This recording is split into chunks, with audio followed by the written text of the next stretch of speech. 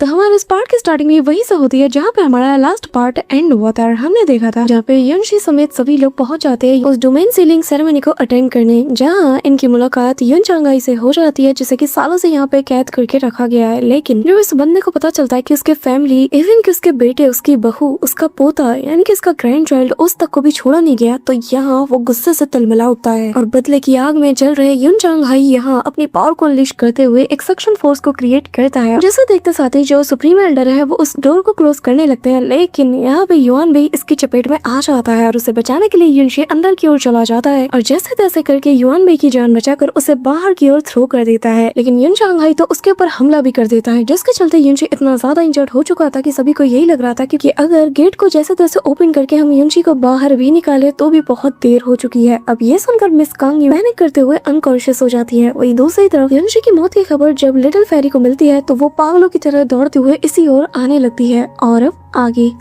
हमारे इस एपिसोड के स्टार्टिंग में हमें यहाँ पर लिटिल फेरी को दिखाया जाता है जो कि जहाँ जहाँ से गुजरती हुए जाती है वहाँ की जगह पूरी तरीके से फ्रीज हो जाती है और जैसे ही वो युनशी को बचाने के लिए वहाँ लैंड करती है तो सबकी नजर सीधा उसके ऊपर फिक्स हो जाती है। इवन की जो एल्डर लिंग्यू है वो इमीडिएटली उसे जाकर रिस्पेक्ट देने लगते हैं, लेकिन वो सबको इग्नोर करके सीधा उस गेट की ओर बढ़ रही थी और जैसे ही उसे गेट के सामने खून पड़ा हुआ नजर आता है तो वो काफी ज्यादा पैनिक करने लगती है। उसका दिल तेजी से बीट कर रहा था और बस वो कांपते हुए एक ही बात कह रही थी कि नहीं, ऐसा नहीं हो सकता। अचानक से उसकी जिंदगी से जैसे रंग उड़ने लगते हैं, उसकी नजरों के सामने कुछ भी नहीं होता, उसकी आंखें वहीं ठहर जाती है और कहती है कि नहीं, ऐसा हो ही नहीं सकता। तभी यहाँ उसे इल्यूशंस आने लगते हैं और वो देखती है कि गेट खोलते हुए युनशी आगे आ रहा है। वो उसका नाम लेते हुए कहता है कि लिटिल फेरी चिंता मत करो, मैं ठीक हूँ, बस थोड़ी सी मुझे चोट लगी है। अब उसे सही सलामत देख कर फेरी यू भी उसके पास जाते हुए कहने लगती है मुझे पता था तुम्हें कुछ हो ही नहीं सकता, तुम नहीं मर सकते। युनशी भी स्माइल करते हुए उसके करीब आने लगता है और कहता है कि मुझे पता था कि तुम जरूर आओगी, चलो भी ज्यादा गुस्सा मत करो, आई नो कि मैंने तुम्हें परेशान किया, तो उसके लिए मुझे माफ कर दो। ये कहते हुए वो अपनी बाहें फैलाता है, लेकिन तभी पीछे से एक बड़ा सा हाथ आकर युनशी को पकड़ लेता है और फेरी यू के नजरों के सामने से ही उसे घसीटते हुए यहाँ से ले जाता है। जो देखकर वो हाथ बढ़ाती है और चिल्लाती हुए उसका नाम लेती है, पर युनशी उसके हाथ नहीं आता और वो यहाँ पे रोते हुए बस उसे ही देखे जा रही थी। और तभी उसे रियलिटी का एहसास होता है कि ये सब कुछ बस उसका एक इल्यूजन है, लेकिन युनशी को खो देने का डर उसके मन में बहुत बुरी तरीके से घर कर जाता है। वो कांपते हुए उसका नाम लेती है और कहती है कि पर कैसे, तुम कैसे जा सकते हो। यहाँ पे ये सारा नजारा देखकर सभी शॉक्ड हो जाते हैं कि आखिर फेरी यू को क्या हो गया। अब तभी उसकी सबसे क्लोज फ्रेंड आकर उसे सपोर्ट देती है और कहने लगती है कि फेरी यू बताइए आखिर क्या हुआ, प्लीज मुझे बताइए आखिर आपको हुआ क्या है, क्यों रो रही हो। यहाँ वो रोते हुए बस एक ही बात कही जा रही थी, आखिर तुम मुझे छोड़ के कैसे जा सकते हो, क्यों। यहाँ उसके अंदर दर्द इस कदर बढ़ चुका था कि वो चिल्लाते हुए कहती है कि क्यों, और तभी उसकी आइस पावर रिलीज होती है जिसके चलते वो यहाँ से जंप करते हुए नीचे की ओर भागना पड़ जाता है, क्योंकि ये अटैक उसका माइंड अपने आप ही कर रहा है। उसकी फीलिंग यहाँ पर उसकी पावर बनके अनलीश हो रही है। अब तभी रोते हुए लिटिल फेरी एक फॉर्मेशन को बनाती है जिससे काफी नुकीले जो आइस क्रिस्टल है वो निकलते हैं, जिन्हें कि वो सारे के सारे उस गेट के ऊपर उतारने लगती है और रोते हुए कहने लगती है कि पर क्यों, मैं मान ही नहीं सकती कि ऐसा कुछ हो सकता है, क्यों, मुझे नहीं पता, चुपचाप बाहर आओ, मैं ये सब कुछ नहीं देख सकती, मुझसे नहीं होगा। अब तभी वो एक एक करके अपने अटैक का लेवल बढ़ाने लगती है और काफी बड़े बड़े क्रिस्टल्स को उस गेट के ऊपर मारती है और रोते हुए बस कहती है कि मुझे नहीं पता, मैं नहीं जानती और ना ही मुझे कुछ सुनना है, चुपचाप बाहर आओ, मैं ये सब कुछ और बर्दाश्त नहीं कर सकती। आखिर कैसे, तुम कैसे मर सकते हो। हाँ, क्या तुम भूल गए तुमने मुझसे क्या कहा था, तुमने मुझसे कहा था कि तुम एक असली मर्द हो और जैसे कि दर्द नहीं होता तो तुम कैसे मर सकते हो। बाहर आओ युनशी, मुझे जवाब चाहिए। तुम तो कह रहे थे कि तुम मुझे कॉन्कर करोगे, हाँ तो क्या हुआ। तुमने कहा था कि तुम मुझे फ्रोजन क्लाउड इमॉर्टल पैलेस में आके ढूंढोगे, तुमने वादा किया था युनशी, तो क्या हुआ तुम्हारे वो सारी बातों का, क्या हुआ, क्यों मुकर गए अपनी बातों से। हाँ, तुमने इतने सारे वादे किए थे और अब तुम ऐसे कैसे मर सकते हो, बाहर आओ युनशी। यही कहते हुए वो बहुत बुरी तरीके से रोने लगती है। यहाँ पे इमॉर्टल आइस पैलेस के लोग जब उसे पागलों की तरह से रोता लगता हुआ देखते हैं ना, तो यहाँ उसकी दोस्त समझ जाती है कि वो असल में युनशी से बहुत ज्यादा प्यार करती है और फ्रोजन इमॉर्टल क्लाउड पैलेस के मेंबर के लिए ये एक ऐसी चीज है जो कि उन्हें कभी नहीं करना चाहिए। यहाँ पे एल्डर यूलिंग तक को अपनी कानों और आंखों पे यकीन नहीं होता कि वो जिसे कि वो इतना ज्यादा एडमायर करता है वो असल में युनशी के प्यार में पागल है। यहाँ पे लिटिल फेरी रोते हुए कहती है कि प्लीज बाहर आ जाओ, मैं वादा करती हूँ युनशी, तुम जो कहोगे मैं सब करूंगी, पर प्लीज मेरे सामने आ जाओ, मेरे सामने आ जाओ, मुझसे बर्दाश्त नहीं हो रहा। ये कहते हुए वो अपने आइस फिनिक्स को समन करती है और तेजी से चिल्लाती हुए कहती है कि युनशी, मैंने कहा अभी के भी बाहर निकलो, और वो सीधा उस फिनिक्स को उस गेट पे उतार देती है। यहाँ पे इसका इम्पैक्ट इतना ज्यादा था कि सबके सब अपने ऊपर बैरियर को बना लेते हैं, लेकिन इतनी ज्यादा पावर को यूज करने के चलते फेरी यू बहुत बुरी तरीके से एग्जॉस्ट हो जाती है, इतनी ज्यादा एग्जॉस्ट हो जाती है कि वो बहुत बुरी तरीके से अनकॉन्शियस होते हुए जमीन पे गिरने लगती है। लेकिन यहाँ उसकी दोस्त उसे संभाल लेती है और कहने लगते कि प्लीज खुद को संभालो, आखिर कर क्या रही हो।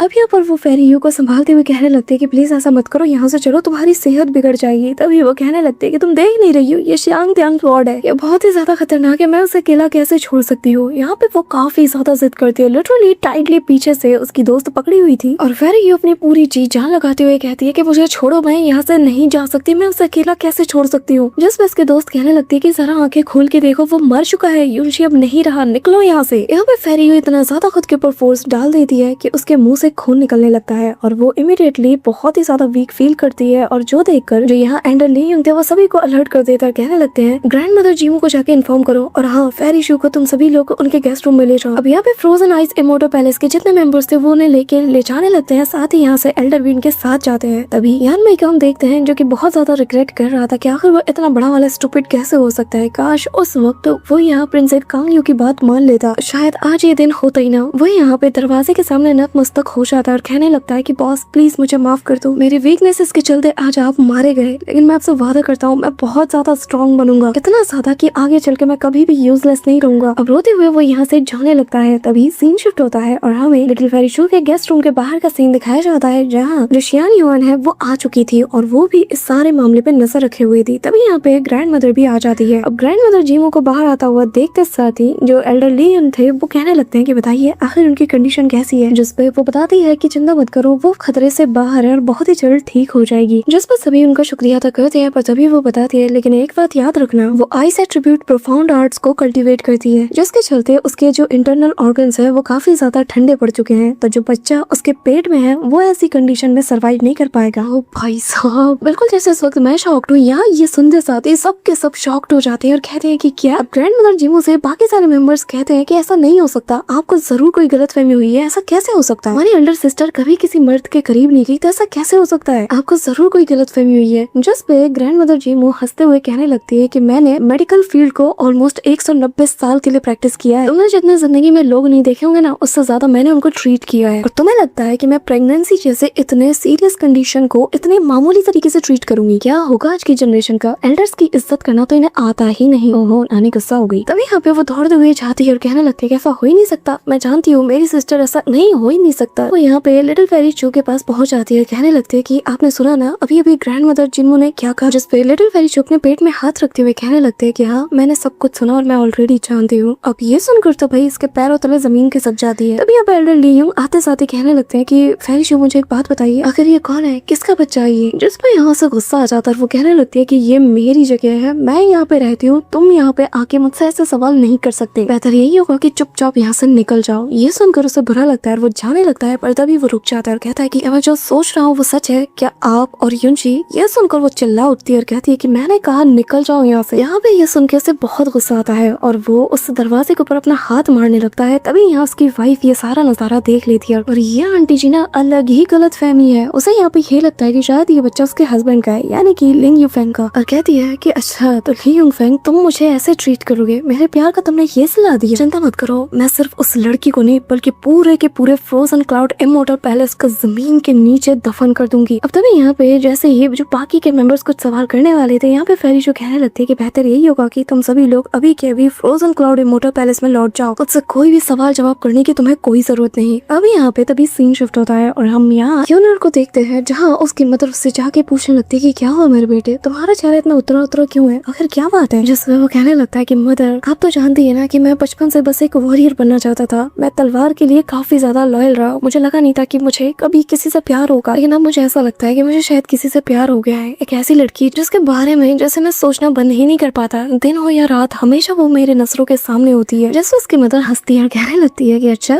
तुम्हें प्यार हुआ है, तो फिर मुझे पूरा यकीन है कि वो लेडी और कोई नहीं बल्कि शिया किंग यू होगी, है ना। अगर तुम्हें सच में वो इतनी ज्यादा पसंद है ना तो मैं फ्रोजन क्लाउड इमोर्टल पैलेस जाकर उसका हाथ तुम्हारे लिए जरूर मांगूंगी। जिस पे वो कहने लगता है कि मदर बहुत देर हो चुकी है, क्योंकि वो ऑलरेडी तभी पास्ट का सीन दिखाया जाता है और हमें किंग यू को दिखाया जाता है जहाँ पर उसे सारी बात पता चल जाती है कि कैसे जो यान बी है उसे बचाने के चक्कर में युनशी की जान चली गई। इवन के जो पाम स्ट्राइक यान बी के ऊपर होने वाला था वो खुद उसने अपने ऊपर ले लिया उसकी जान बचाने के लिए। तभी यहाँ पे किंग यू उस जगह पे पहुंच जाती है जहाँ पे कि युनशी का ब्लड मौजूद था और वो उसके एक ब्लड ड्रॉप को उठाती है, उसे स्लोली रिफाइन करने लगती है और इस दौरान उसे युनशी के साथ बिताए गए वो मेमोरीज याद आती है जहाँ युनशी ने उसे हील करते वक्त बताया था कि अगर बॉडी के सारे मेरिडियंस को ओपन कर दिया जाए तो जो हीलिंग स्पीड है वो पहले से और ज्यादा इंक्रीज हो जाएगी। आते उसे वो पल भी याद आता है जब युनशी यहाँ से जा रहा था और चाहते हुए कहने लगता है कि ये मैरिज बस एक कॉन्ट्रैक्ट की तरह है, तुम्हारे लिए मैं जानता हूँ कि ये वैसे भी मायने नहीं रखता, तो अगर तुम चाहो तो इसे डिस्ट्रॉय कर सकती हो। साथ ही उसे याद आता है कि कैसे उस आइस मिस्टिक प्रोफाउंड बीस्ट के अंदर युनशी ने अपनी जान की बाजी लगा दी उसे प्रोटेक्ट करने के लिए, और उसके लास्ट वर्ड्स यही थे कि अगर मुझे दूसरी जिंदगी मिलती है ना और मैं तुम्हें ही पाता हूँ तो मैं वादा करता हूँ मैं तुम्हें हमेशा प्रोटेक्ट करूंगा और तुम्हारे साइड ऐसे ही खड़ा रहूंगा। तभी किंग यू कहने लगती है कि मैं कुछ खास तुम्हारे लिए कभी नहीं कर पाई, लेकिन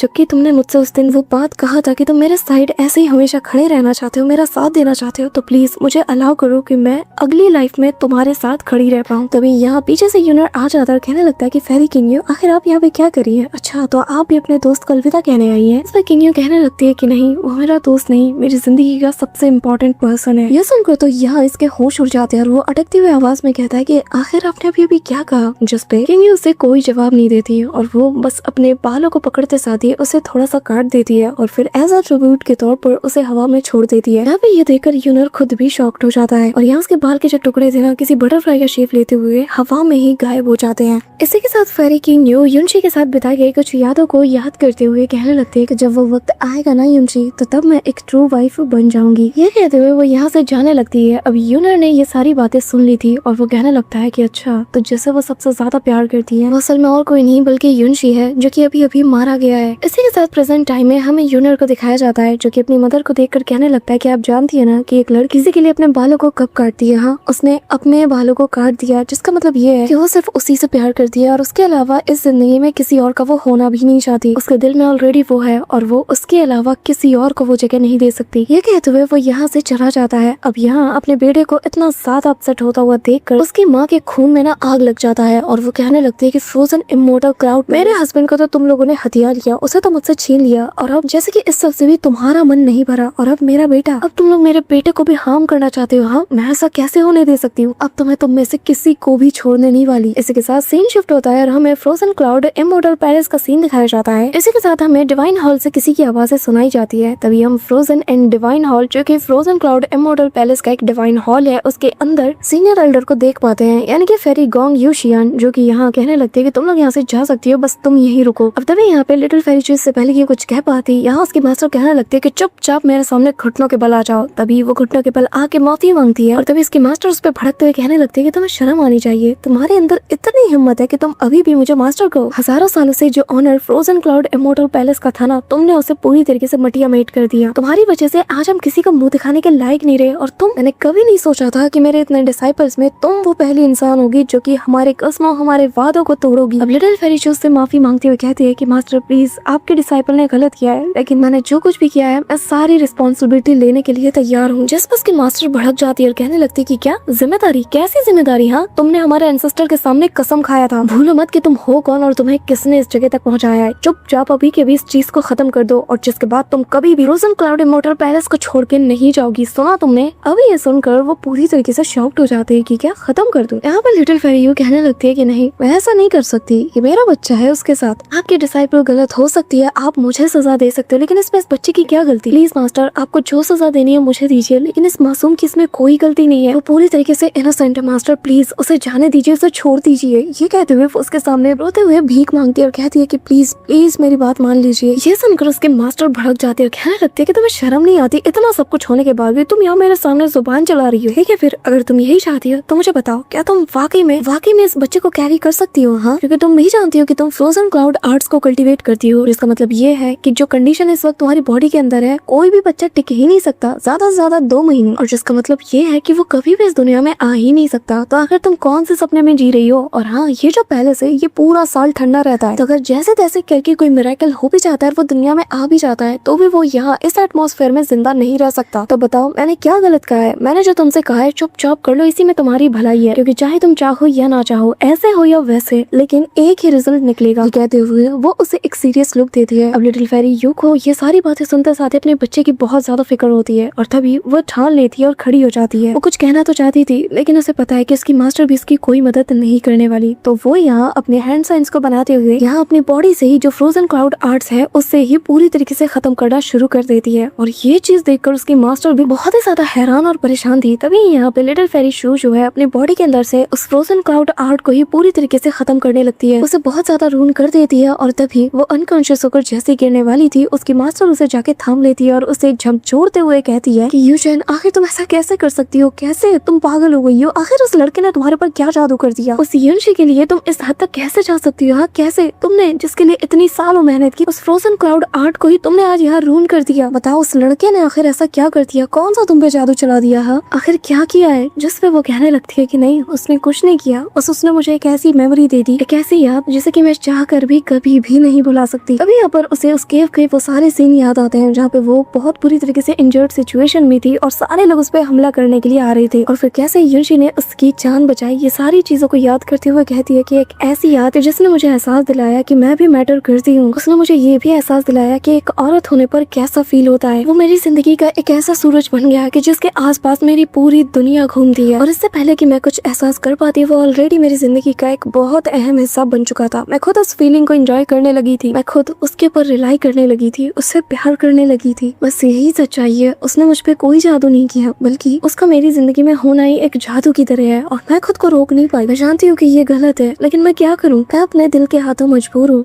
आप नहीं समझ सकती कि मैं उस वक्त क्या थी। अब जब मैं वापस से सोचती हूँ ना उन सारे लम्हों को तो मुझे फील होता है कि मैं एक होपलेस पर्सन हूँ और मेरी उस डेस्परेट और होपलेस सिचुएशन में अगर मेरी किसी ने मदद की तो सिर्फ युनशी ने। मैं जानती थी कि मैं जो फील कर रही हूँ वो मुझे फील नहीं करना चाहिए, ये मेरे लिए नामुमकिन सी चीज है। मैं उसके लिए जो फील कर रही थी मैं नहीं चाहती थी कि वो कभी मेरे अंदर से खत्म हो। मैं फिर भी ऐसे पागलों की तरह उम्मीद लगाए बैठी थी कि काश ये चीज कभी खत्म ही ना हो। जो चीज मैं उसके लिए फील कर रही हूँ वो मेरे दिल में बढ़ता ही रहे। यहाँ पे उसकी मास्टर उसकी ऐसी बहकी बहकी बातें सुनकर ना पूरी तरीके से शॉक्ड हो जाती है और उससे दूर हटने लगती है और लिटिल फेरी जो अपने सारे दिल के राज उसके सामने खोल के रख देती है। उसे बताती है कि मैं उस रैंकिंग मेटल में एंटर हुई ताकि बस मैं एक आखिरी बार उसे देख पाऊँ और जिसके बाद मैं हमारे बीच का जो भी बॉन्ड है ना उसे पूरी तरीके से खत्म कर पाऊँ। मैंने कोशिश की, मैं गई थी। ये कहते हुए वो रोने लगती है और फिर धीमी आवाज में कहती है कि पर सच कहूँ मैं तो उसे एक और बार देखना चाहती हूँ। मैं खुद से ही झूठ बोल रही थी कि मैं सब कुछ खत्म करने जा रही हूँ लेकिन सही मायने में मेरा दिल तो उसे बार बार देखना चाहता है। तभी यहाँ एंसेस्टर का उड़ता हुआ थप्पड़ आता है और उसके गाल पे सीधा लैंड करता है। लिटिल फेरी जो वहाँ गिर जाती है। उसकी मास्टर कहने लगती है कि हमारे एंसेस्टर ने एक बार कहा था कि जो प्यार है ना मर्द और औरत के बीच में ये इस दुनिया का सबसे डेडलीस्ट पॉइजन है। और आज जब मैं तुम्हें देखती हूँ तो मुझे लगता है कि उन्होंने बिल्कुल सही कहा था। देख लेना तुम आगे चल के बहुत पछताओगी। जिस पे लिटिल फेरी जो कहती है कि नहीं मैं रिग्रेट नहीं करूंगी, मुझे कोई पछतावा नहीं होगा। मैं जानती हूँ कि मुझसे गलती हुई है और मुझे खुद से नफरत भी है कि मैंने ऐसी सिचुएशन आने ही क्यों दी। मुझे बहुत ज्यादा रिग्रेट है इस बात का। लेकिन उसके जाने के बाद मुझे एहसास हुआ कि वो मेरे लिए कितना ज्यादा मायने रखता है। वो मारा जा चुका है और अब मेरे पास बस ये है, उसकी आखिरी ब्लड लाइन है जो कि उसने मेरे साथ ही छोड़ दिया है। मैं इसे खत्म होने कैसे दे सकती हूँ। ये बच्चा उसके अस्तित्व का सबूत है, उसके होने की निशानी है। मैं इसे कुछ भी नहीं होने दे सकती। मुझे अपनी कल्टीवेशन से कोई फर्क नहीं पड़ता। मैं फ्रोजन क्लाउड आर्ट्स को भुला दूंगी और फ्रोजन क्लाउड आर्ट्स तो बहुत छोटी कीमत है। अगर मुझे मेरी जान दे के भी इसे बचाना पड़े तो मैं तब भी पीछे नहीं हटूंगी। ये सुनकर तो उसके मास्टर का ना बस हो जाता है और वो उससे पीछे छुड़ाते हुए कहने लगती है कि ठीक है फिर आज से तुम फ्रोजन क्लाउड इमोर्टल पैलेस के डिसाइपल नहीं हो, तुम्हारा हमसे कोई लेना देना नहीं। अभी के भी इस जगह को छोड़ दो, अभी के अभी स्नो रीजन एक्सट्रीम आइस को छोड़ के निकल जाओ। जो कुछ भी यहाँ हुआ है ना भूल जाओ और तुम्हारा अब से हमसे कोई लेना देना नहीं, हम भी तुम्हें नहीं जानते। यह भी ये सुनकर वो काफी ज्यादा इमोशनल हो जाती है और उनके सामने अपने सिर को झुका के कहने लगती है कि मास्टर आपने मुझे मेरी माँ की तरह पाला है, आपने मेरा बहुत ख्याल रखा, उसके लिए शुक्रिया। लेकिन मैं इस जिंदगी में आपके एहसानों का बदला नहीं दे सकती, पर मैं वादा करती हूँ कि अगर मुझे अगले जन्म में मौका मिलता है ना तो मैं आपके एहसानों का बदला जरूर चुकाऊंगी। जिस पर उसकी मास्टर कहती है कि यहाँ से निकल जाओ क्योंकि मैं तुम्हें दोबारा कभी भी देखना नहीं चाहती। यहाँ पर रोते हुए लिटिल फेरी चू चली जाती है और तभी अनाउंसमेंट की जाती है कि आज से शिया किंग न्यू चू यून चैन की जगह को रिप्लेस करेगी और फ्रोजन क्लाउड 7 फेरीज की हेड होने के नाते मैं यहाँ पर जितने भी फ्रोजन क्लाउड इमोर्टल पैलेस के डिसाइपल्स हैं उन सभी को वापस बुलाती हूँ और अगले 3 साल के लिए इस पैलेस को पूरी तरीके से सील कर दिया जाएगा। ना कोई आउटसाइड डिसाइपल यहाँ अंदर आएगा, ना कोई नया डिसाइपल अंदर आएगा और ना ही यहाँ से कोई बाहर जाएगा बिना मेरी परमिशन के। अब फेरी चू की ये घटना ना पूरे के पूरे फ्रोजन क्लाउड इमोर्टल पैलेस को हिला के रख देती है। चारों तरफ यही खबर हो रही थी और इस इमोर्टल पैलेस के जितने भी डिसाइपल जो कि आसपास की जगह में फैले हुए थे उन सभी को एक साथ वापस भी बुला लिया जाता है। इसी के साथ सीन शिफ्ट होता है और हमें यहाँ पे उसी स्वॉर्ड डोमेन के अंदर का सीन दिखाया जाता है जहाँ पे इसकी गहराइयों में एक अलग ही सीन चल रहा था। यहाँ पे ये ओल्ड मैन जिसने कि युनशी के ऊपर हमला किया था ये तो अनकॉन्शियस होकर पड़ा हुआ था, लेकिन इसके सामने हम युनशी को देख पाते हैं जिसकी बॉडी में धीरे धीरे हलचल होने लगती है, जिसका मतलब ये है कि अपना हीरो यार मरा नहीं है। और बस इसी सीन के साथ हमारा आज का ये कमाल का एपिसोड एंड होता है। बट गाइस ट्रेलर ट्रांसफॉर्मेशन के जितने भी फैंस हैं उनके लिए बहुत ही अच्छी खबर है क्योंकि इसका लेटेस्ट सीजन यानी कि सीजन 7 आ चुका है जो कि आज ही रिलीज हुआ है और बस इसके बाद तुम्हें वही वीडियो देखने को मिल जाएगी। बट गाइस मेक श्योर कि तुम उससे पहले वीडियो को लाइक करके चैनल को सब्सक्राइब करके बेल आइकन को ऑल पे प्रेस कर रहे हो ताकि तुम्हें आने वाली वीडियो की नोटिफिकेशन सबसे पहले मिले। तो मिलते हैं तुमसे ट्रेलर ट्रांसफॉर्मेशन के सीजन 7 के वीडियोस के साथ, तब तक के लिए बाय।